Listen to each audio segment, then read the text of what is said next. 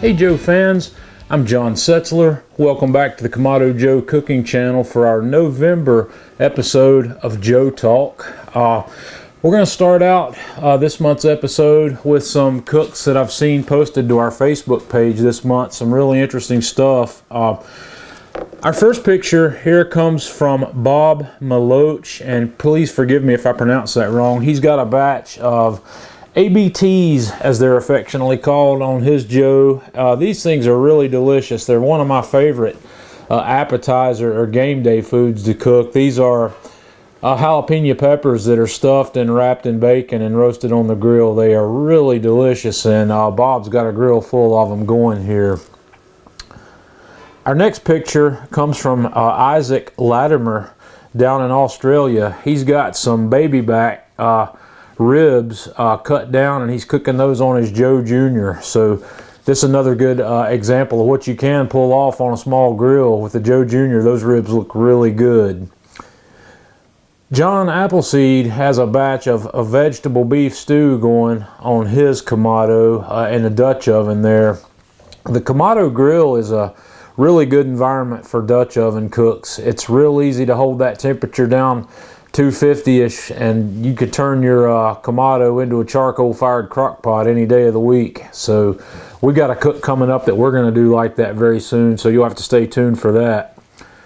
Our next picture comes from Josh Nason, and this is a batch of roasted or smoked pumpkin seeds, and I thought this was kind of interesting. I've never actually seen this done before. I've seen nuts smoked and roasted in various ways on the grill, but I never really thought about doing pumpkin seeds, and those look really good. And I'm going to do this myself at some point, and I definitely will make a video when I do. So Josh, thanks for posting that picture. That's given me a really good idea to work with.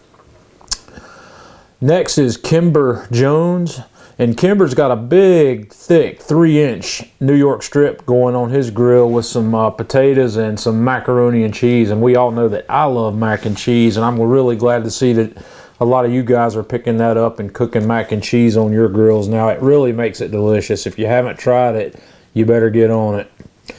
Matt Whitten has a Big Joe breakfast going here. He's got 2 of the Kamado Joe griddles going there, and turned his Kamado into a flat top with some bacon and eggs and various other things going on there. It makes a delicious breakfast. Ryan Forsman with the pull-apart pizza and some buffalo wings as well. This pull-apart pizza is kind of like a monkey bread cook. You put it in there in balls in the pan and let it form together, and you cook it, and it just pulls apart in pieces. We've done a cook similar to that in a previous video, and I know that it's really good. It comes out delicious. And our last picture this month is from Valerie Manuel, and it's a spatchcock chicken. This technique of cooking chicken is becoming more and more popular. You basically cut the backbone out and you flatten the chicken out where the chicken has a more uniform and flat thickness. It allows the chicken to cook evenly, and it allows it to probably cook a little quicker than it would otherwise. So that's, like I said, that's becoming a more popular technique. So that's going to wrap up our pictures from our Facebook page this week. Don't forget, guys, post photos of what you're cooking to our Facebook page, and I'll definitely pull those and put in some of the more interesting stuff here in this video each month. The next thing I want to talk about is dry aging. I know you've seen me cook some dry aged meat before, and dry aged beef, if you haven't had it, it's really hard to describe how much tastier that is, and it's expensive if you buy it. If you go to your local butcher and buy ribeye steaks that have been dry aged, you'll pay in excess of $20 a pound for that. A lot of times you'll pay even more based on the grade of meat. My only local source for dry aged steaks is basically just choice grade steaks, and I'm paying over $20 a pound, closer to $25 a pound for them. They're very good, but they're not a high grade. I want to do some dry aging using some prime grade beef, and I stopped by Costco last week and I picked up a 17-pound whole prime rib roast, that we're going to dry age at home, and I'm going to show you how this works. I recently received a package from Umai, and I'm going to stop here for a moment. We're going to get that out. I'm going to show you what we have. Okay, this is a starter kit that was provided to me by Umai, and I'll give you the link to their website. This is their basic starter kit for doing this process. And for those of you who know a little bit about dry aging, the technique for dry aging is to hold the beef in a certain humidity range that allows it to dry. And what that does is it really concentrates the beef flavor, but it's got to be done under the exact right conditions for that to work. And it's difficult to do at home without a system like this. The folks at Umai have developed these special bags, and I'm gonna show you the bags in a little bit more detail when we actually start making this video. And like I said, we're gonna do this whole ribeye roast, and we're going to dry age the whole thing. I'm going to make the video and show you how that works in the video, but in the meantime I'm just showing you the products that they have sent me here. They have provided us with the bags that we need to do that, and they've also provided us with this food saver. You may or may not have to have a food saver if you've got one already, but you will need a vacuum sealer to make this work. And this model of food saver is the one you need in order to make this easy for you. This is the basic model food saver. I don't know what the model number on it is here. It's the FM 2100.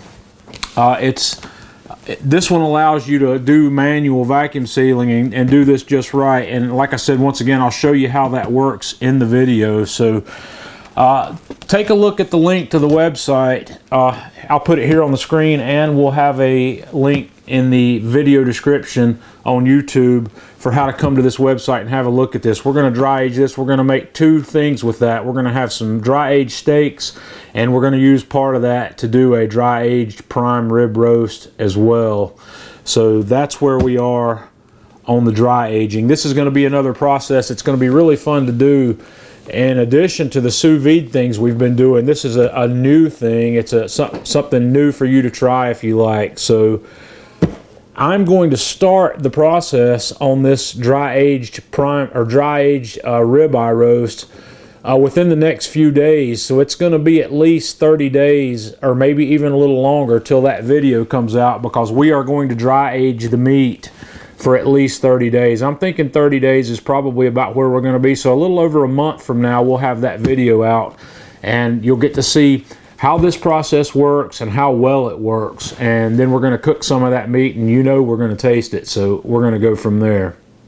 And the final thing I want to talk to you about in this episode of Joe Talk is a new app that I'm using on my phone, my iPod, and my iPad. It's a little app called Periscope that works in conjunction with Twitter, and what it allows me to do is create live streaming video where I can interact with you directly. You can chat with me during these video sessions, and I don't know how often I'm going to do this, but I am going to do some. And with each video stream that I do, I'm also able to save that stream. So for those of you that don't have this, I'll be posting those video clips on the Kamado Joe Facebook page, so you'll all be able to see that after the fact if you're not able to join in live with me. So if you have an iPad, iPod, smartphone, Android or iPhone, check out the Periscope app and follow us on @Kamado Joe, and we'll look forward to seeing you on some live video streaming.